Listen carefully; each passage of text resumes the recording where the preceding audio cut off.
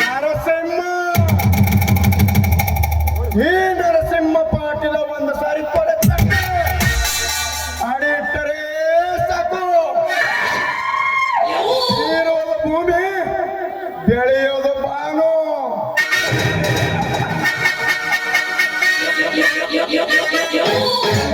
ಆ ಬಂದಿರ ಸೂರ್ಯ ಉಳಿದರೆ ಜಗತ್ತಿಗೆ ಬೆಳಕು. ಬಟ್ ಈ ನರಸಿಂಹ ಪಾಟೀಲ ಕಾಡಿಟ್ಟರೆ ಅಂಟುವ ಧರ್ಮ ಅಂತಿದೆ.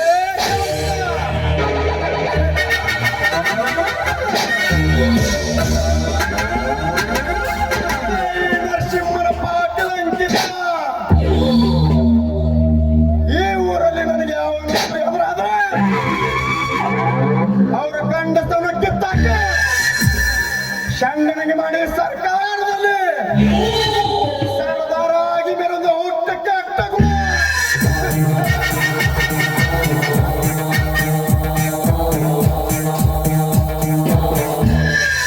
ಇನ್ನು ಗ್ರಾಮ ಪಂಚಾಯತಿಂದ ಹಿಡಿದು MLA ಸೋಲನೆ ಬಿಟ್ಟ ಇಟ್ಟ ಈ ನರಸಿಂಹ ಈ ಜನರಿರುವ ಜನಕ್ಕನ್ನು ತಾಳಕ್ಕೆ ತಕ್ಕ ಕುಣಿಸುವ ಚಾಣಕ್ಯ MLA.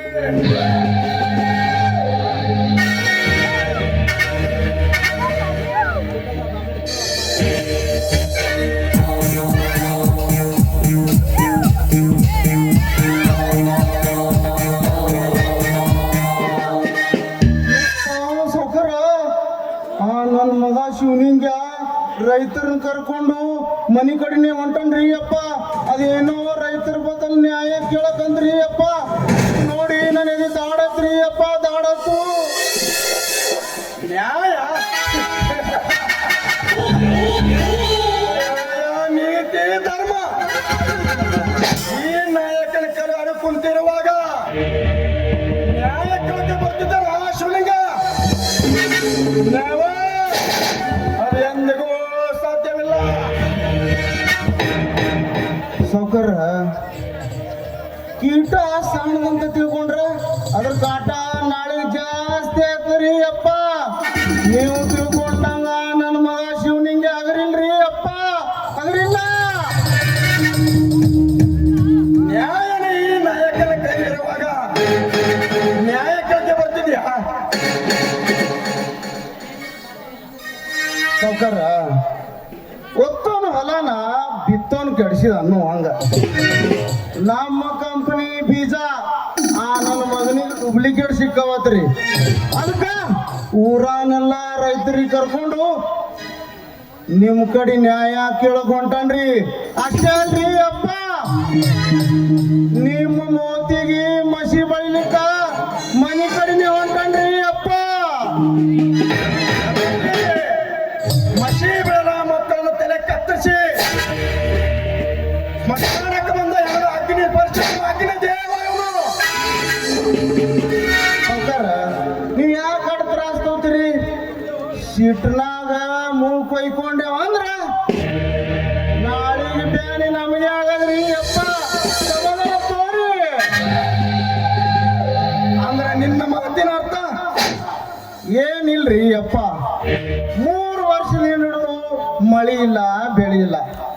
ಮೊದಲೇ ರೈತರು ಕಂಗಾಲ ಹೋಗ್ಯಾರ ಅಂತ ನಮ್ಮ ಕಂಪನಿ ಬೀಜ ಬಿತ್ತದ ರೈತರು ಹೆಂಗ ಬಿತ್ತಾರ ನೋಡ್ರಿ, ಹಂಗಂಗ ನಾಟಗಿ ಹೇಳೋದ್ ಬಿಟ್ಟು ಅಲ್ಲೇ ಒಣಗಿ ಹೋಗ್ರಿ. ಅಂತದ್ರಾಗ ಈಗ ಬರೋರಿಗೆ ನಾವು ಏನಾದ್ರು ಹಾರಾಡಿದೆವು ಅಂದ್ರ ಶಿವನಿಂಗಪ್ಪ ಹಚ್ಚಿದ ರೈತರ ಕಿಚ್ಚ ನಿಮ್ಮ MLA ಸೀಟ್ ಅಳಿಗಾಡಿ ಸುಡ್ಗಾಡ್ ಸೇರೋದಕ್ಕಿಂತ ಮೊದಲ ಸೌಕರ್ಯ ಅವ್ರು ಬರ್ಲ ಅವ್ರ ಮುಂದೆ ನರಿ ಕಣ್ಣೀರ್ ಹಾಕಿ ಅವ್ರಿಗೆ ಸಮಾಧಾನ ಮಾಡಿ ಕಳಿಸ್ರಿ ಅಪ್ಪ. ನಂತರ ನೋಡಮ್ರಿ ಆ ನನ್ನ ಮಗನ ಶಿವನಿಂಗನ ಸಂಸಾರ ಹಚ್ಚೇ ಬಿಡಮ್ರಿ. ಆ ಶಿವಲಿಂಗ ನನಗೆ ತಲೆ ಶಂತಿಯ ಎಂದಿಗೂ ಸಾಧ್ಯ ಇಲ್ಲ.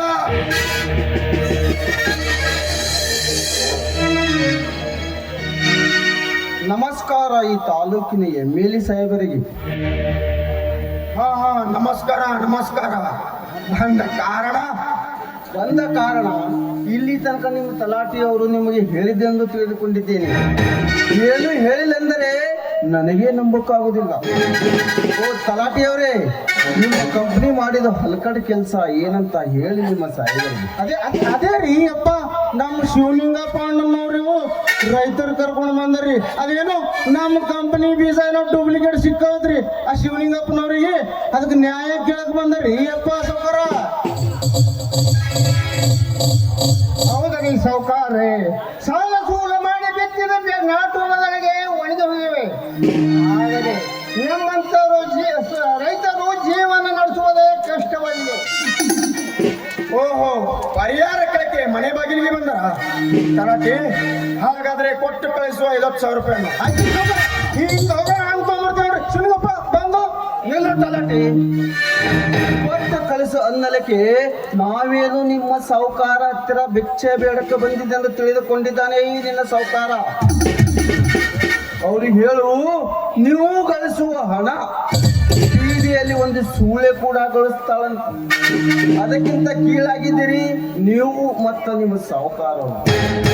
ಈ ರೈತ ಕಷ್ಟಪಟ್ಟು ದುಡಿದರೂ ಬೆಳೆ ಬರಲಿಲ್ಲಂತ ನೊಂದು ಬೆಂದು ಹೋಗಿದ್ದಾನೆ.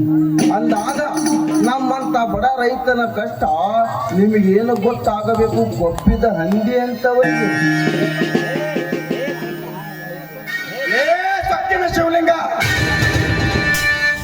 ಮತ್ತೊಂದು ಸರಿ ಹುಚ್ಚನಂತೆ ಮಾತಾಡಿದ್ರೆ ಹುಚ್ಚನ ಅಂತೆ ಅಟ್ಟಾಡಿಸಿ ಹೊಡೆದು ಮಣ್ಣಲ್ಲಿ ಮುಚ್ಚುವೆ ಅಚ್ಚರ. ಮಗನು ಯಾರಾದರೂ ನಿಂತು ಮಾತಾಡೋದು ಮನದಲ್ಲಿ ಅಚ್ಚರವಿರಲಿ.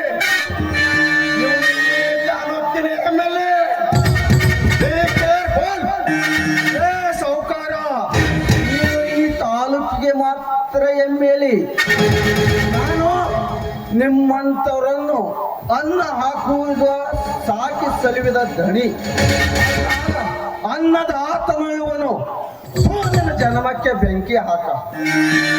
ಏ ತಮ್ಮ ಸುಳಿಂದ ಯಾಕೋ ಇಟ್ಟ್ಯಾಕೆ ಹರಡುತ್ತೀವಿ?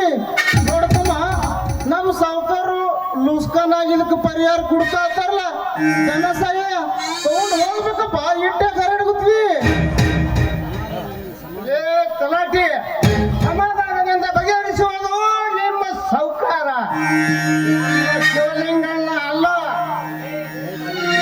ಲೇ ಶಿವಲಿಂಗ, ಮತ್ತೊಂದು ಸತಿ ಇತರೆ ಹುಚ್ಚರಂತ ಮಾತಾಡಿದ್ರೆ ನನ್ನ ರಾಜಕೀಯ ತಂತ್ರ ಉಪಯೋಗಿಸಿ ಸಾಯವರೆಗೂ ಅಚ್ಚರ. ಜೇಲುಗಂಬಿ, ಲೇ ನರಸಿಂಹ, ನಿಮ್ಮಂತ ಭ್ರಷ್ಟ ರಾಜಕಾರಣಿಗಳು ನಮ್ಮಂತ ರೈತರನ್ನು ಸದೆಪಡಿಸಲಿಕ್ಕೆ ಮಾಡುವುದು ಹೇಳಿ ಕೆಲಸವನ್ನೆಂದರೆ ಜೇಲುಗಂಬ. ಅದೇನು ನಮಗೆ ಹೊಸದಾಗಿಲ್ಲ. ಅದು ಅಲ್ಲದೆ ಎಷ್ಟೋ ಅನ್ನದಾತರನ್ನು ನೀವು ಸುಳ್ಳು ಕೇಸ ಹಾಕಿ ಕೊಲೆ ಮಾಡಿದ್ದೀರ. ಅಷ್ಟೇ ಏಕೆ, ನಿಮ್ಮ ಅಧಿಕಾರದಿಂದ ಎಷ್ಟೋ ರೈತರನ್ನು ಪೊಲೀಸರ ಕೈಯಿಂದ ಲಾಠಿ ಏಟ ಕೊಟ್ಟಿರುವೆ. ಅದು ಅಲ್ಲದೆ ಜಗತ್ತಿನಲ್ಲಿ ಅನ್ನ ಹಾಕುವ ಅನ್ನದಾತರ ಸಾವಿಗೆ ನೀವೇ ಕಾರಣವಾಗಿದ್ದಾರೆ. ಈ ರೈತ ಕರುಣೆಯಿಂದ ಬಂದರೆ ಭದ್ರ ಬುದ್ಧನಾಗುತ್ತಾನೆ. ಅದೇ ಎದೆ ಉಬೇಸಿ ಬಂದರೆ ನಿಮ್ಮಂಥವರಿಗೆ ಸಮಾಧಿ ಮಾಡುತ್ತಾನೆ. ಸಮಾಧಿ ಶಿವಲಿಂಗ, ಸಮಾಧಿ ಮಾಡಕ್ಕೆ ಬಂದ್ರೆ ನಿಮ್ಮ ರೈತರಿಗೆ ಹಣದ ಆಶೆ ತೋರಿಸಿ ಛಿದ್ರ ಮಾಡೋನು. ನಿಮ್ಮಿಂದಲೇ ಓಟ್ ಹಾಕಿಸಿಕೊಂಡು, ನಿಮ್ಮಿಂದಲೇ ಜೈಕರ ಹಾಕಿಸಿಕೊಂಡು ಮತ್ತೆ ರಾಜಕೀಯಗಳಿಗೆ ಬರೋ ನಮ್ಮಂತ MLAಗಳಿಗೆ ಸಮಾಧಿ ಮಾಡೋ ಸಂಘಟನೆ ನಿಮಗಿಲ್ಲ ಶಿವಲಿಂಗ, ಇಲ್ಲ. ಇಲ್ಲಿ ಏನೇ ಇದ್ರು ದುಡ್ಡಿಕೊಂಡು ದೊಡ್ಡಪ್ಪ. ಸಾಹುಕಾರ, ಅಡವೆಯಲ್ಲಿ ಗೇಣು ಹೊಲ ಇಲ್ಲದಿದ್ದರೂ ಹಸಿರು ಶಾಲವನ್ನು ಹಾಕಿ ಸಂಘಟನೆ ನಡೆಸೋರು ಹೇಳುವ ಷಂಡರ ಮಾತನ್ನು. ಅದು ಅಲ್ಲದೆ ಈ ನಾಡಿನಲ್ಲಿ ಭೂಮಿ ತಾಯಿಯನ್ನು ದುಡಿಯುವ ನಮ್ಮಂತ ರೈತರಿಗೆ ಏನು ಗೊತ್ತಾಗಬೇಕು? ನೀನು ಗಳಿಸಿರುವ ಹಣ ನನ್ನ ದನದ ಕೊಟ್ಟಿಗೆಯಲ್ಲಿದ್ದ ಸಗಣಿಯ ಸಮಾನ. ಏ ತಮ್ಮ ಶಿವಲಿಂಗಪ್ಪ, ನಮ್ಮ ಸಾವುಕಾರಿ ಹೇಳಿದು ಹೇಳತ್ತಕ್ಕೆ ತಿಳಿದಿಲ್ಲೇನು ತಮ್ಮ ನಿನಗ? ನೋಡಪ್ಪ, ನಿಮ್ಮ ಶೇತಕರಿ ಎಷ್ಟು ಮಂದಿರ ಎಲ್ಲ ಹೇಳಿ ಲಿಸ್ಟ್ ಮಾಡು. ಎಲ್ಲರಿಗೆ 25,000 ಧನ ಸಹಾಯ ಮಾಡ್ತೇವೆ. ತಗೊಂಡವ್ರು ಬಬ್ಯಾ, ಯಾಕಪ್ಪ ನಮಗೂ ನಿಮ್ದೇನು ಅದ ಬರ್ತದ ಇಲ್ಲಲ್ಲ? ನೋಡುವ ಬಬ್ಯಾ, ಚಂದ ತಗೊಂಡು ಶಿಸ್ತು ಹೋದ್ರೆ ಚಲೋ, ಇಲ್ಲ ಅಂದ್ರ ಸಾತ್ ತೋತೇವ. ನಮ್ಮ ಸಾವುಕಾರ್ಗೆ ಸಾತ್ ತೋತೆ. ಸಾವುಕಾರ, ಈ ರೈತ ಕರುಣೆಯಿಂದ ಬಂದರೆ ಕರುಣಾಮಯಿ, ಕರುಣೆ ಅಂತ ನಿಂತರೆ ಧರ್ಮರಾಯನು, ಅದು ಅಲ್ಲದೆ ಸೊಕ್ಕಿನಿಂದ ಎದೆ ಬಿಸಿ ಬಂದರೆ ನಿಮ್ಮಂತವರಿಗೆ ಯಮಧರ್ಮನೇವನು. ಶಿವಲಿಂಗ, ಮಲಗಿದ ವಿಷಯ ಸರ್ಪಣ ಪಡೆದ ಬಸಿ ನೋಡ್ತಾ ಇರೋದು ಇದೇ ವಿಷಯದ ಸರ್ಪವನ್ನು. ನಿನ್ನೆದೆ ಕುಕ್ಕಿದ ಹೋದ್ರೆ, ನಿನ್ನ ಬಾಳು ಸರ್ವನಾಶ ಮಾಡದ ಹೋದ್ರೆ ನನ್ನ ಹೆಸರು ನರರಾಕ್ಷಸ ನರಸಿಂಹ.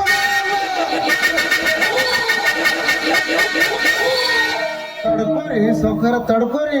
ಎಲ್ಲಿ ಹೋತನ ನನ್ನ ಮಗ ಶಿವಲಿಂಗ? ವಾಮನಮಯ ಮನಸ್ಸು. ಅದಕ್ಕಾಗಿ ಹೊಂಚು ಹಾಕುತ್ತಿರುವೆ ನನ್ನ ಸಿರಿ ಸಂಪತ್ತಿಗೆ ಹೊಂದುವ ಆ ಇನ್ಸ್ಪೆಕ್ಟರ್ನ ತಂಗಿ ಅಮೃತ.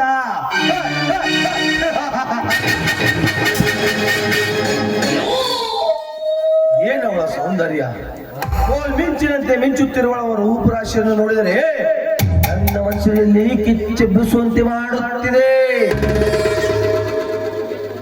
ಈ ಬ್ರಹ್ಮ ಬೇಸುವ ಒಂದೇ ಒಂದು ಪ್ರೇಮ ಬಾಣಿನಿಂದ ಆ ಜಗದೀಶನ ಸಿರಿ ಸಂಪತ್ತು ಮತ್ತು ಅಮೃತಾಳ ದೇಹ ಸಂಪತ್ತು ಎರಡೂ ನನ್ನ ಕೈವಶ ಆಗಲೇಬೇಕು. ಈಗ ಓದು ಮುಗಿಸಿ ಊರಿಗೆ ಬಂದಿರುವ ಆ ಅಮೃತಾಳನ್ನು ಕರುಣೆಯಿಂದ ಕರಗಿಸಿ ನನ್ನ ಕೈವಶ ಮಾಡಲ್ಕೊಳ್ಳಲೇಬೇಕು.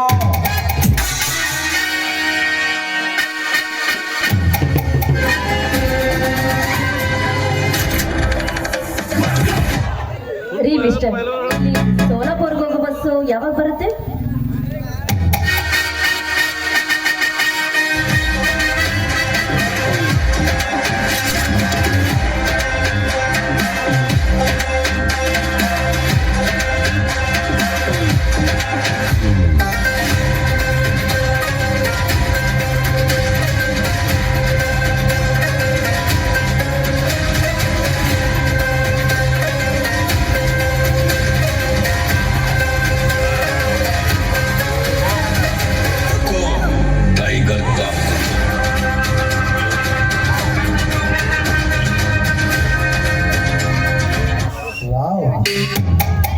ಇವಳ ಸೌಂದರ್ಯ, ಇವಳ ಸೃಷ್ಟಿಸಿದ ಸೃಷ್ಟಿಕರ್ತ ಬ್ರಹ್ಮನೇ ಸಮಯ ಮಾಡಿಕೊಂಡು ರಂಭೆ ಊರ್ವಶಿ ಏನಕ್ಕಿರಗಿಂತ ಸರಿ ಸಾಟಿ ಇಲ್ಲದೆ ಗಂಧದಿಂದ ತೀರಿದಂತಿದೆ ಇವಳ ಮೈ ಮಾಟ.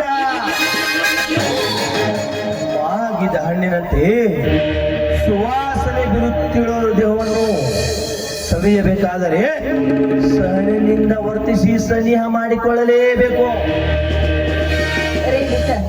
ನಾನಿಲ್ಲಿ ಸೋಲಾಪುರ್ಗೆ ಹೋಗೋ ಬಸ್ ಯಾವಾಗ ಬರ್ತದೆ ಅಂತ ಕೇಳ್ತಾ ಇದ್ದೀನಿ, ನೀವು ಸುಮ್ಮನೆ ನಿಂತಿದ್ದೀರಲ್ಲ? ಹಾ ಮೇಡಮ್, ಇನ್ನೇನು ಕೆಲವೇ ಸಮಯದಲ್ಲಿ ಬರಬಹುದು. ಅಂದ ಹಾಗೆ ಈ ಊರಿಗೆ ನೀವು ಹೊಸವರಂತ ಕಾಣಿಸುತ್ತೆ. ಹೌದು. ತಾವು ಹೆಸರೇನು ಅಂತ ಹೇಳಬಹುದೇ? ನಾನು ಇನ್ಸ್ಪೆಕ್ಟರ್ ಜಗದೀಶ್ ಅವರ ತಂಗಿ.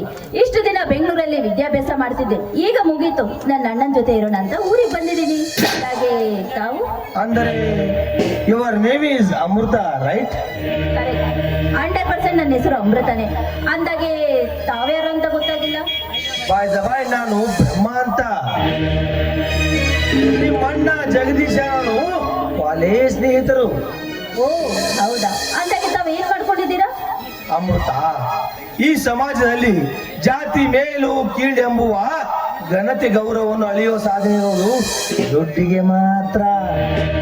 ಅಂದಾಗ ದಡ್ಡನಾಗಿ ದೊಡ್ಡಿಯಲ್ಲಿ ಬೀಳದ ಕುರಿಯಾಗದೆ ದುಡ್ಡಿದ್ದು ದೊಡ್ಡವನಾಗಬೇಕೆಂದು ಈ ಜಿಲ್ಲೆಯ ದೊಡ್ಡ SK ಫೈನಾನ್ಸ್ ಕಂಪನಿಯ ಮಾಲೀಕ ನಾನು. Very good. ನೀನೊಬ್ಬ ಹಠವಾದಿ ಅನ್ಸುತ್ತೆ, ಅದರಲ್ಲೂ ಜೀವನದಲ್ಲಿ ಸಮಯ ಸಾಧಕ ಅಂತ ಕಾಣುತ್ತೆ. ಅದು ಅಲ್ಲ, ನೀನ ಮದುವೆ ಆದ ಹುಡುಗಿ ತುಂಬಾ ಲಕ್ಕಿ ಅನ್ಸುತ್ತೆ ಅಲ್ವಾ? ಏನಂದೆ? ಮದುವೆ?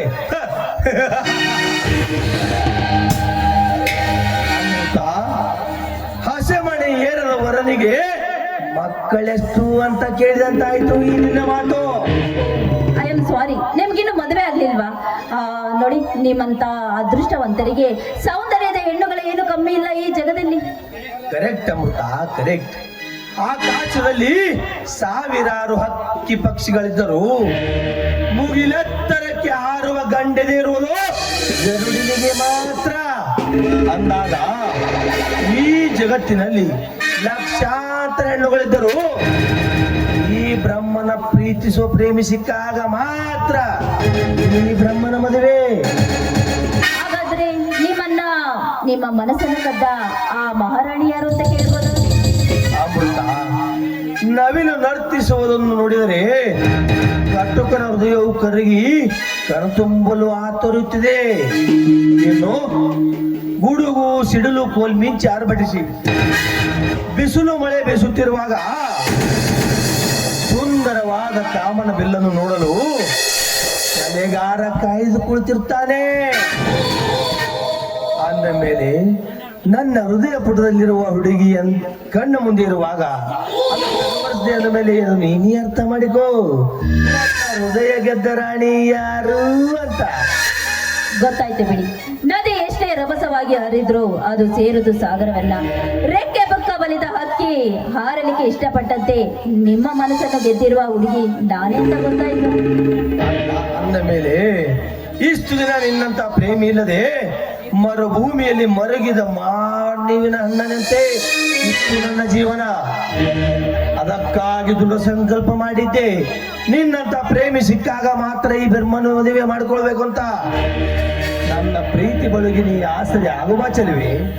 ನೋಡಿ, ನಿಮ್ಮನ್ನ ಮದುವೆ ಆಗೋಕೆ ನನಗೂ ಮನಸ್ಸಿದೆ, ಆದ್ರೆ ನಮ್ಮ ಅಣ್ಣನಿಗೊಂದು ಮಾತು ಕೇಳಿ ನಿಮ್ಮನ್ನ ಮದುವೆ ಮಾಡ್ಕೊಳ್ತೀನಿ, ಆಯ್ತಾ? ನಮ್ಮ ಮೊದಲ ಪ್ರೇಮದ ಸಂಕೇತವಾಗಿ ಹೊರಹೊಮ್ಮೆ ಬರಲಿ ಒಂದು ಸುಂದರವಾದ ಗಾಯ.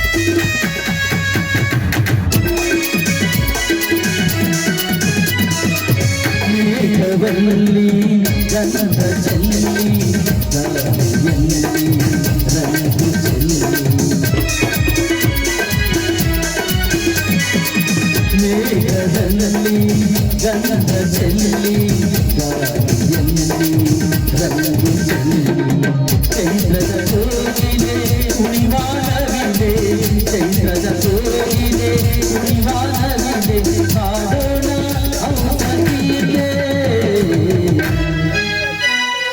ಹಾಡೋಣ ಔಷಧಿಯೇ